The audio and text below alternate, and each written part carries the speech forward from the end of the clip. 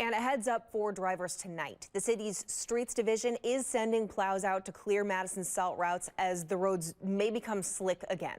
NBC 15's Cameron Kelly joining us in the studio. Cameron, officials are also warning roads may still be snowy and slippery into tomorrow's morning commute. Maria, they say to watch your speed and to remain alert at all times. Temperatures will depend on the result of the salt's effectiveness, meaning it could work slowly.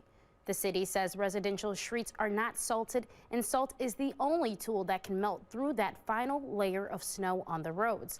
Residential areas make up the other 50% of Madison traffic lanes. The city does plow all traffic lanes from primary passages to cul-de-sacs, which can take 12 or more hours. Officials say no neighborhood is assigned to be last. The city of Madison has nearly 1,800 miles of traffic lanes, which is about the distance between Madison and the Mojave Desert in California. Live in the studio, Cameron Kelly, NBC 15.